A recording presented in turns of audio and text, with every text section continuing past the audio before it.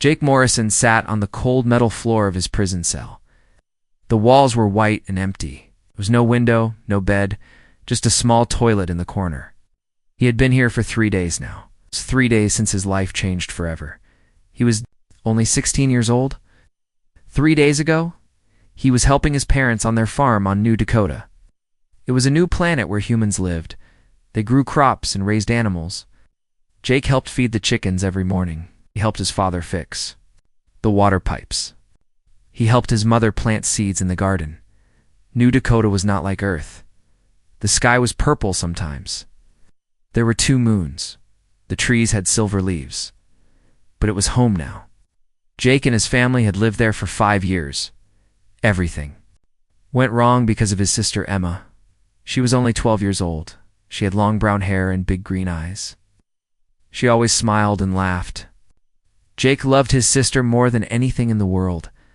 The soldiers came on a Tuesday morning. They were not human soldiers. They were Zephyrians. They looked like big lizards, but they walked on 2 legs. They wore metal suits that covered their bodies. Their eyes were yellow and cold. The soldiers said they needed young human girls for their breeding programs.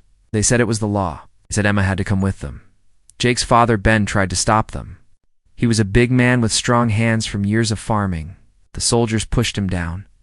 Jake's mother, Lisa, tried to help. She was a doctor and she was smart. But the soldiers laughed at her. Emma started to cry. She hid behind Jake. The soldiers reached for her with their metal claws. That was when Jake lost control. He grabbed a metal bar from the broken farm equipment. He swung it at the squad leader. The leader was twice as big as Jake. He wore thick armor. But somehow Jake's hit broke the alien's chest piece. The leader fell down and could not get up. The other soldiers could not believe it. Humans were supposed to be weak. Humans were supposed to be soft and scared. How could a human boy break broken armor? They called for backup. More ships came. They took Jake away in chains. They left Emma and his parents crying on the farm now. Jake was on a prison ship flying through space. He did not know where they were taking him. He only knew he was in big trouble. The door to his cell opened with a loud click. A huge alien walked in. This one was different from the Zephyrians. This one looked like a giant lizard with sharp teeth. He stood 8 feet tall. His skin was dark green with black spots. He wore a uniform with gold symbols on it. "I am Captain Vex Corlon," the alien said. His voice was deep and rough. "I am Droken. We are the strongest race in the galaxy." Jake stood up slowly. He was not going to show fear, not to this monster. "You broke our soldier's armor," Vex said. "That should be impossible for a weak human." "Your soldier was trying to hurt my sister," Jake said. His voice was steady, but his heart was beating fast. Vex laughed. It was not a nice laugh. "Your sister belongs to us now. All human females belong to the stronger races." Jake felt anger rise in his chest. "No. She belongs to our family. She belongs to herself. You humans think you matter," Vex said. He walked closer to Jake. "You think you deserve the good planets. Or you think you can fight us. You are wrong." The captain pulled out a small device. It showed pictures on the wall. Jake saw his parents talking to other humans. They looked worried and scared. "Your people are trying to save you," Vex said. "They say you were just a boy. They say it was an accident. They want us to let you go." Jake felt hope for a moment. "But we will not," Vex continued. "You hurt one of ours. You must pay the price. Your punishment will teach all humans their place." The pictures changed. Now Jake saw a huge arena made of red stone. Thousands of aliens sat in the seats around it. They were all cheering and yelling. "This is the Crimson Arena on Dracore Prime," Vex said. "It is where we test our warriors. It is where weak things go to die." Jake's mouth went dry. "What do you mean?" "You will fight our greatest predator," Vex said with a cruel smile. "The Shadow Maw Ripper. It is 12 feet long. It has claws that can cut through steel. It has killed every prisoner we have sent against it." The picture showed a creature that looked like a nightmare. It was black as night, with red eyes that glowed like fire. Its teeth were as long as Jake's fingers. Its claws looked like curved swords. "No human has ever faced a Ripper and lived," Vex said. Your death will be broadcast to every human colony. They will see what happens when weak races challenge their betters. Jake felt scared for the first time since they captured him, but he did not let it show on his face. When he asked, "Tomorrow," Vex said, "we arrive at Draore Prime in 12 hours. You will have 6 hours to say goodbye to your family through the communication system. Then you die." Vex turned to leave. Then he stopped and looked back. "The Ripper has not eaten in 3 days," he said. "You want it to be very hungry when it meets you." The door closed with a bang. Jake was alone again. He sat back down on the floor. He thought about Emma's smile. He thought about his mother's hugs. He thought about working with his father in the fields under the purple sky. He might never see them again. But he was not sorry for what he did. Emma was safe. That was what mattered. Outside his cell, Jake could hear the aliens talking and laughing. They were excited about the show tomorrow. They wanted to see the human boy get eaten by their monster. Jake closed his eyes and tried to sleep. Tomorrow, he would face the most dangerous creature in the galaxy. Everyone thought he would die. Maybe they were right. But Jake Morrison was not going to give up without a fight. The ship shook as it landed. Jake felt his stomach drop. They had arrived at Draore Prime. Through the small window in his cell, Jake could see the planet below. Everything was red. The ground was red sand. The rocks were red stone. Even the sky looked red in the distance. It was like looking at a world made of blood. 2 guards came to get him. They were both Droken like Captain Vex. Their green skin was covered in scars. Their yellow eyes looked at Jake like he was already dead. "Time to go, human," one of them said. His voice sounded like rocks grinding together. They put metal chains on Jake's hands and feet. The chains were heavy and cold. They made it hard to walk. But Jake kept his head up. He would not show fear. They walked through the ship's long hallways. Other aliens stopped to look at Jake. Some laughed. Some pointed. Some made clicking sounds with their tongues. Jake heard them talking about the soft human boy and the easy meal he would make. Outside the ship, the heat hit Jake like a wall. The air was dry and hot. It burned his nose when he breathed. The red sand got in his shoes. The sun was bigger and brighter than the sun on New Dakota. They put Jake in a metal cage on wheels. The cage was pulled by a huge beast that looked like a cross between a horse and a lizard. It had 6 legs and no hair. Skin was covered in thick scales. The ride to the arena took 1 hour. Jake saw the city of the Drokens as they traveled, and the buildings were all made of the same red stone. They were tall and sharp like teeth. Droken soldiers marched in the streets. They carried big weapons and wore heavy armor. Everywhere Jake looked, he saw aliens staring at him. Word had spread fast. Everyone wanted to see the human who would fight the Shadowmaw Ripper.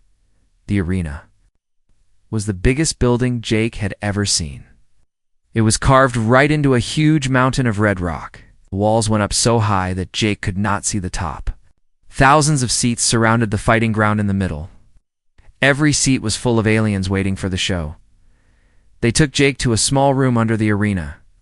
The walls were covered with scratch marks. Some of the marks looked like they were made by claws.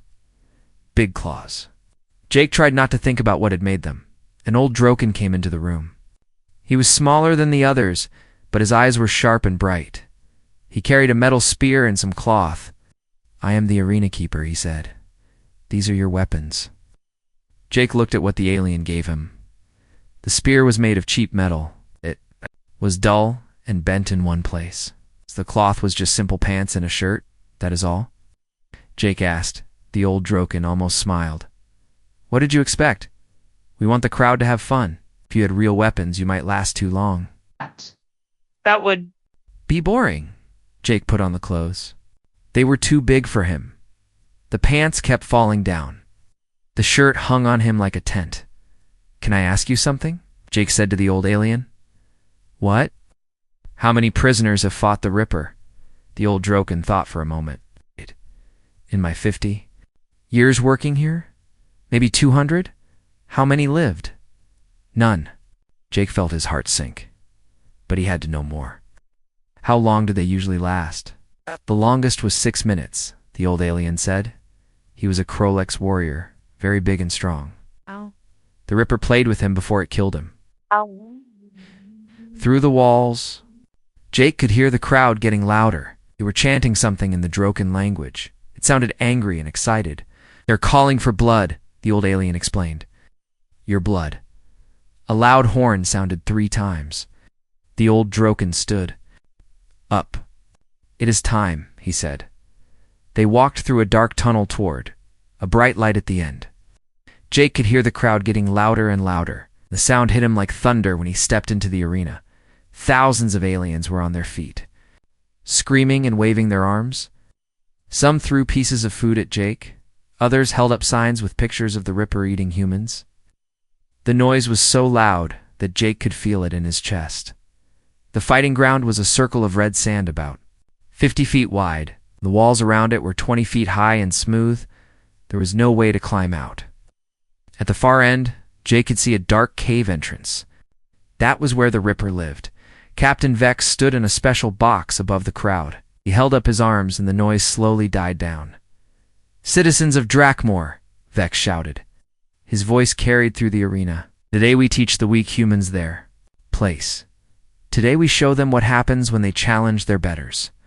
The crowd roared again. Jake stood in the center of the arena, holding his cheap spear. The sun beat down on his head. Sweat ran down his back.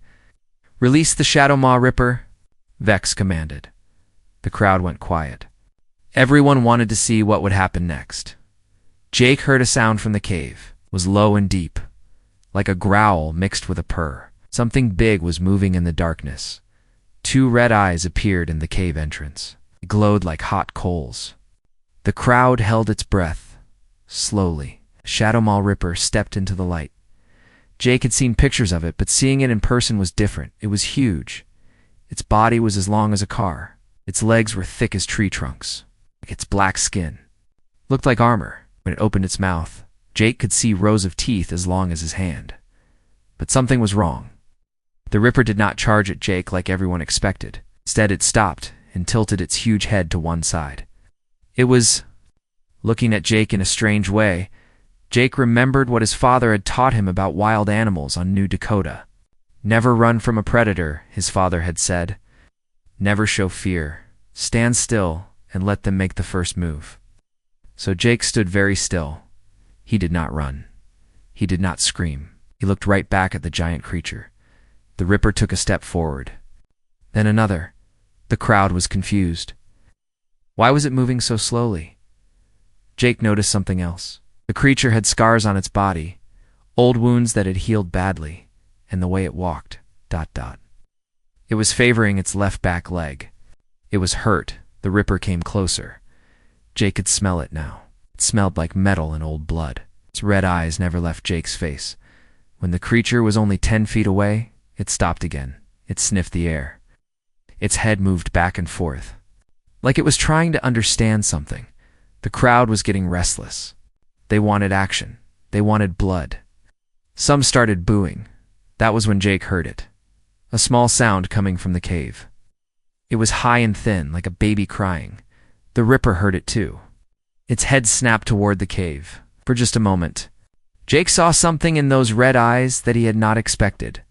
Fear? No, not fear. Worry. The same look his own mother got when Emma was sick. The Shadow Maw Ripper was not just a killing machine. It was a parent. And its babies were in that cave. Jake slowly lowered his spear, took a small step to the side, away from the cave entrance. The Ripper watched him carefully. Then Jake did something that made the whole crowd gasp. He broke the spear over his knee and threw the pieces away. The Shadow Maw Ripper tilted its head again. In all its years in the arena, no prey had ever done that. Jake sat down slowly in the sand. He made himself as small as possible. He was not a threat anymore. The crowd did not know what to think. This was not the fight they came to see. But Jake was not thinking about the crowd. He was thinking about the crying sounds from the cave. He was thinking about a mother who had to fight in an arena instead of taking care of her babies. He was thinking about family. Jake sat very still in the hot sand. The The Shadow Maw Ripper stood 10 feet away, watching him. Neither of them moved. The crowd was getting angry. They came to see blood and death. Instead, they saw a human boy sitting on the ground and a monster that would not attack. "What is happening?" Someone yelled from the seats. "Kill the human," another voice shouted. But the Ripper did not kill Jake. It kept looking at him with those glowing red eyes. Its huge head moved slowly from side to side, like it was trying to solve a puzzle. The crying sounds from the cave got louder. They were definitely baby sounds, young animals calling for their mother. Jake understood now. The Ripper had been forced to fight in this arena many times. While it was here killing prisoners, its babies were alone in the cave. They were hungry and scared. The big creature took another step toward Jake. He could see its nostrils moving. It was smelling him. Jake stayed perfectly still and let it happen. His father had taught him about wild animals back on New Dakota. Animals can smell fear, his father had said. They can also smell kindness. Be calm, and they will be calm. The Ripper's huge head came closer to Jake. Its breath was hot on his face. Jake could see his reflection in its red eyes. It looked very small. Slowly, very slowly, Jake raised his hand. He held it out toward the creature, palm up. This was how he had made friends. With the wild dogs on New Dakota, the Ripper sniffed his hand. Its nose was wet and cold, just like a regular animal. After a long moment, it pulled its head back. From the cave came 3 small shapes. They were baby Rippers, but they were only as big as house cats.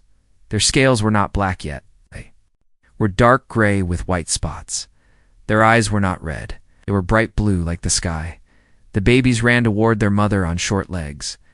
They made happy chirping sounds when they saw her, but they stopped when they noticed Jake. The mother Ripper made a low rumbling sound.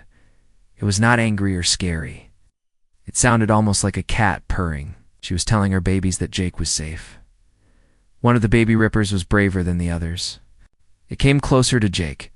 Its little nose twitched as it smelled him. Then it did something amazing. It rubbed against Jake's leg like a friendly cat. Jake smiled for the first time in days. He reached down very slowly and touched the baby's head. Its scales were soft, not hard like its mother's. The little creature made happy chirping sounds. The crowd did not know what to think. Some were still yelling for blood. Others were just watching in surprise. No one had ever seen a Shadow Maw Ripper act like this. Captain Vex was furious. He stood up in his box and shouted orders to his guards. "Get in there and fix this," he yelled. "Kill the human yourself, if the beast will not do it." 4 guards ran into the arena. They carried electric sticks that could knock down a full-grown Droken. They moved toward Jake with angry faces, but they never reached him. The mother Ripper stepped between Jake and the guards. She rose up on her back legs, making herself look even bigger. Her mouth opened wide, showing all her sharp teeth. The sound that came out was like thunder mixed with a scream. The guards stopped running. They looked up at the enormous creature, and their faces went white with fear. One of them dropped his weapon. The Ripper took a step toward them, then another. Her message was clear. If they wanted to hurt Jake, they would have to go through her first. The guards looked at each other, and they looked at their captain. Then they ran back out of the arena as fast as they could. The crowd laughed and cheered. Even the aliens who wanted to see Jake die had to respect the courage of the guards running away. Jake was amazed. The Ripper was protecting him. This creature that was supposed to kill him was now keeping him safe. Hours passed. Sand with the baby Rippers playing around him. They were like puppies, tumbling over each other and chasing their own tails. One of them fell asleep in Jake's lap. The mother Ripper lay down nearby. She was tired. Jake could see that she had not been eating well. Her ribs showed through her scales. Fighting in the arena was hard work, and she had not been able to hunt for food. Jake noticed something else. There was no water in the arena. The sand was completely dry. The Rippers must be very thirsty. Jake remembered his lessons about finding water on New Dakota. His father had taught him to look for certain signs. Green plants meant water was close. Wet sand meant there was water underground. Jake looked around the arena carefully. In one corner he saw a small patch where the sand looked different. It was darker than the rest. He got up slowly and walked over to it. The Mother Ripper watched him, but did not stop him. The babies followed, thinking it was a new game. Jake knelt down and started digging with his hands. The sand was cool underneath. After digging for a few minutes, his fingers felt something wet. He dug deeper. The sand got wetter and wetter. Finally, muddy water started to seep up into the hole he had made. The smell of water made the baby rippers excited. They ran to the hole and started drinking with their small tongues. Their mother came over more slowly. She sniffed the water first, then began to drink. Jake had never seen anything so grateful as that Mother Ripper. Drinking the water he had found for her family, the crowd had been watching all of this happen. Some of them started talking to each other in excited voices. A few even clapped their hands. "Look at that," one alien said to another. "The human found water where we never thought to look." "The beast trusts him," said another. "I've never seen anything like it." Captain Vex heard what his people were saying. His face was getting redder and redder with anger. This was not supposed to happen. Human was supposed to die quickly and prove that humans were weak. Instead, Jake was showing kindness and intelligence. He was making friends with the most dangerous creature on their planet. Some of the younger Drokans in the crowd were starting to look impressed. As the sun went down, Jake found himself in an amazing situation. He was curled up in the sand with 3 baby Shadowmoor Rippers using him as a pillow. Their mother lay nearby, one huge paw stretched out to touch Jake's shoulder. The arena lights came on as it got dark. Most of the crowd had gone home, but some stayed to watch. They had never seen anything like this before. Jake closed his eyes and tried to sleep. Tomorrow, Captain Vex would probably try something else to kill him. But tonight, he was safe. He was protected by the most feared predator in the galaxy, and for the first time since he had been captured, Jake felt hope. Maybe, just maybe, he would see his family again. In his sleep, Jake dreamed of home. He dreamed of Emma's laugh, and his mother's cooking, and his father's strong hands. He dreamed of the purple sky and silver trees of New Dakota.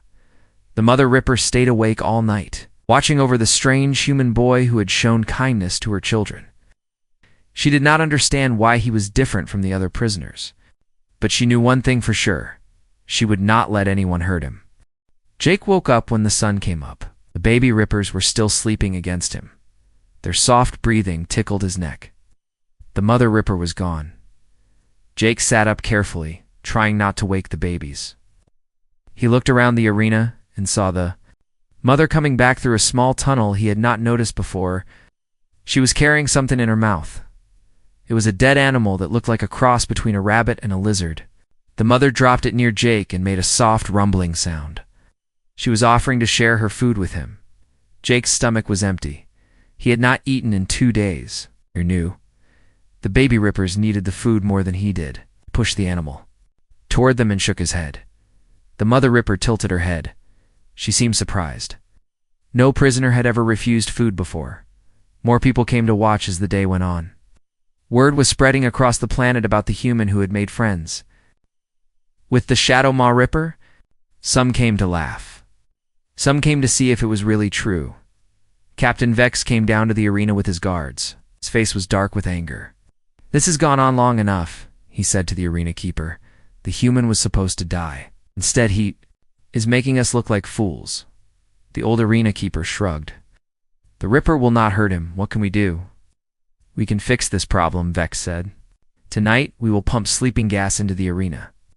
When they are all asleep, we will take the human away and execute him in private." But Jake could hear them talking. He understood some of the Drokan language from listening to his captors on the ship. He knew they were planning to kill him. That afternoon, something unexpected happened. An old Drokan walked into the arena. He was very tall and thin. His scales were white with age. He wore simple robes instead of armor or fancy clothes. The crowd went quiet when they saw him.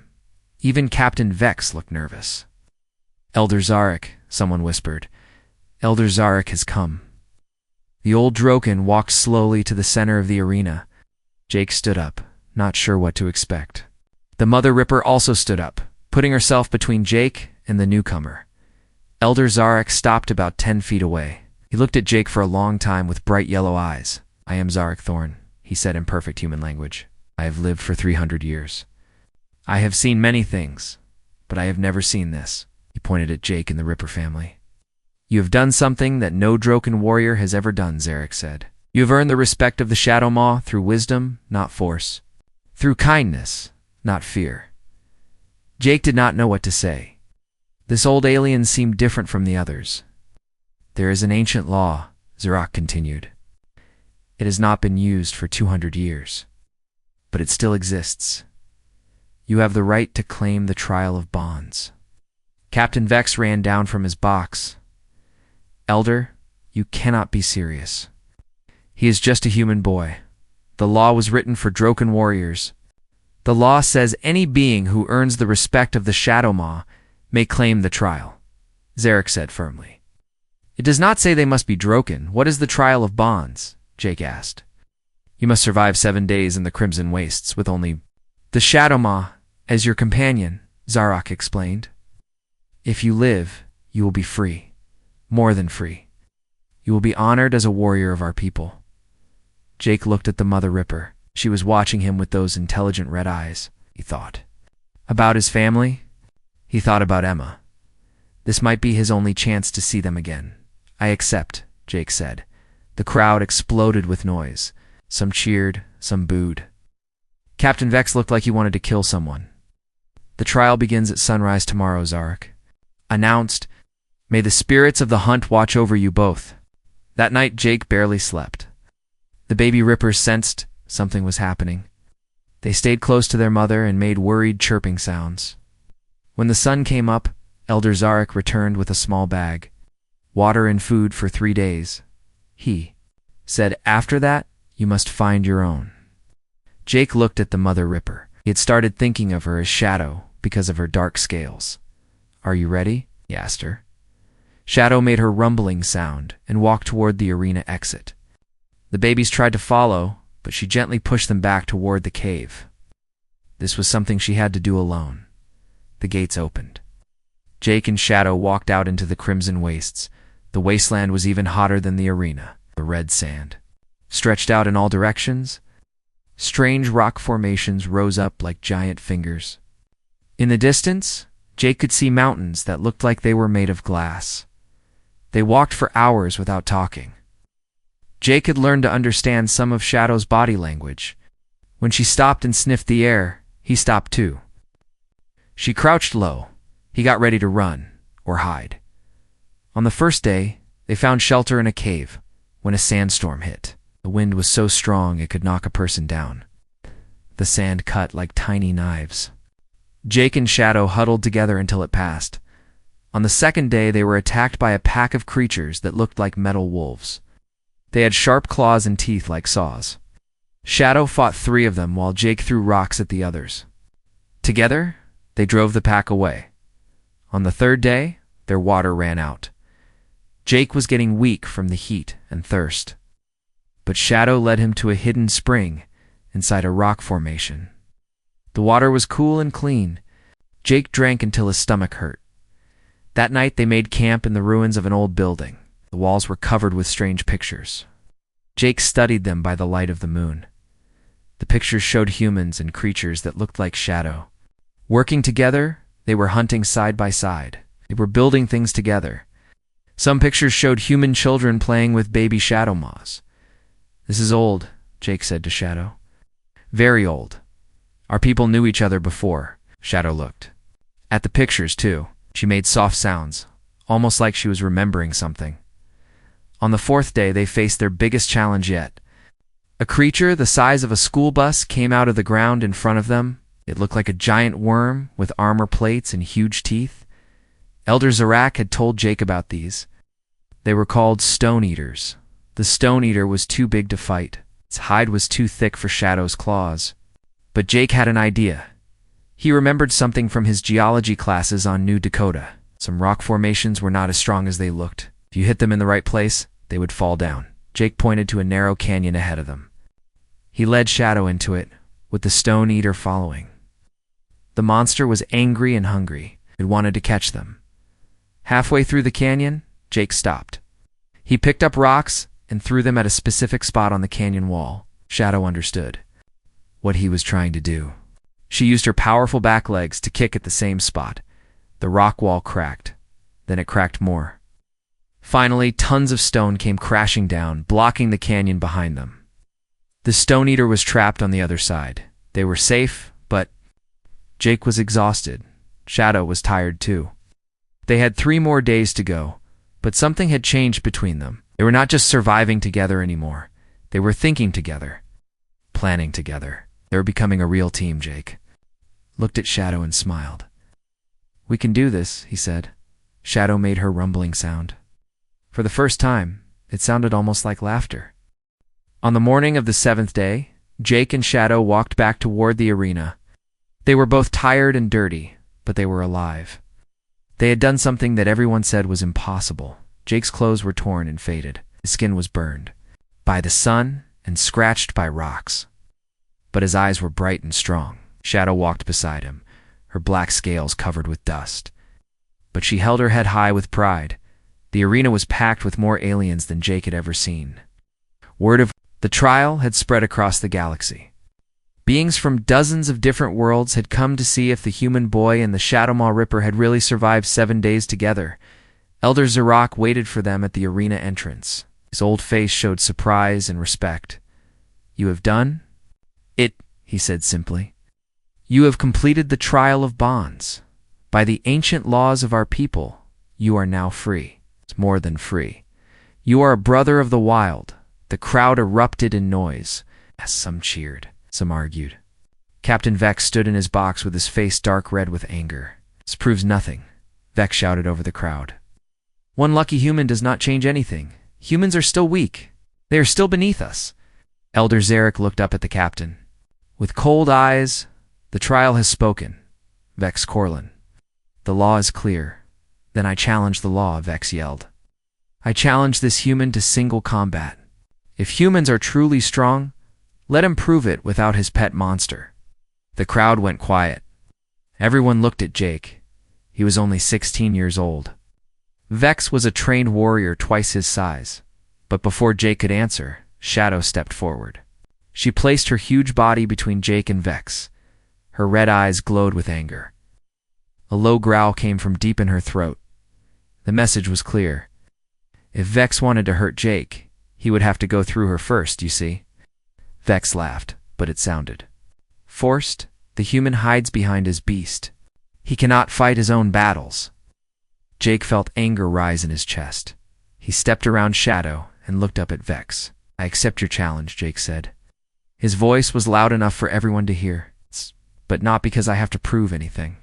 I accept because you need to learn something." Vex smiled with cruel satisfaction. He jumped down into the arena wearing full armor and carrying a metal sword. Jake had no armor and no weapon. "What lesson could a child possibly teach me?" Vex asked. "That strength is not about hurting others," Jake said. "Real strength is about protecting the ones you care about." Vex raised his sword and charged at Jake. But something amazing happened. Shadow did not move to help Jake. She trusted him to handle this himself. But every other Shadowmaw Ripper in the arena compound started making noise. They roared and howled from their cages under the arena. They were calling for their sister to be safe. The sound made Vex hesitate for just a moment. That was all Jake needed. Jake had learned a lot in 7 days with Shadow. He had learned to move quickly and quietly, learned to think like a predator. He had learned to use his opponent's strength against them. When Vex swung his heavy sword, Jake rolled to the side. The captain's momentum carried him forward. Jake grabbed a handful of sand and threw it in Vex's eyes. Vex stumbled and cursed. He swung his sword wildly, trying to hit Jake, but Jake was no longer where Vex expected him to be. Jake had also learned patience from Shadow. He did not try to attack Vex directly. Instead, he waited. He dodged. He let the big alien tire himself out. Vex was strong, but his armor was heavy. After several minutes of swinging his sword at air, he was breathing hard. Sweat ran down his face. "Stand still and fight," Vex yelled. "Why?" Jake asked, dancing away from another wild swing. "You are doing fine fighting yourself." The crowd started to laugh. Even some of the Droken soldiers were grinning. Their great captain was being made to look foolish by a human teenager. Finally, Vex got so angry that he made a mistake. He put all his strength into one huge swing that would have cut Jake in half. But Jake dropped to the ground and rolled between Vex's legs. The sword hit the arena wall with a loud clang. The force of the blow made Vex's hands go numb. He dropped the weapon. Jake stood up behind the captain. Instead of attacking, he did something that surprised everyone. He offered Vex his hand. "It is over," Jake said. "You fought well. There is no shame in stopping now." Vex stared at Jake's hand. No one had ever offered him mercy before. In Droken culture, fights ended with death or total defeat.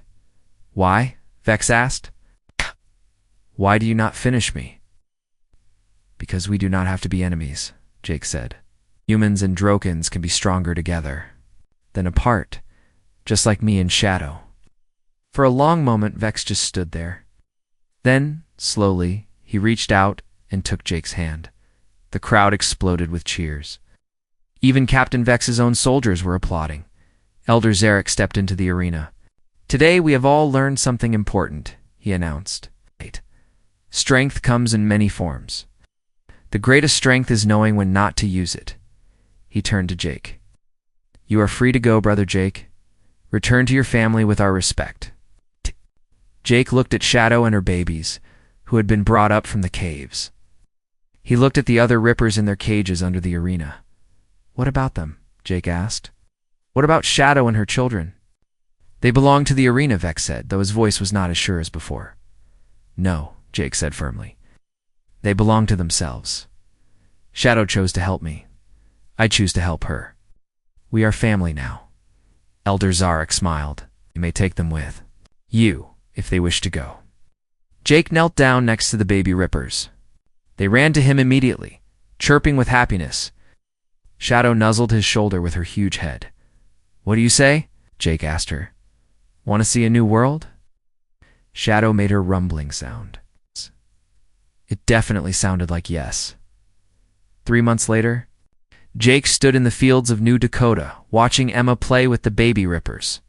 They had grown bigger and stronger, but they were still gentle with his little sister.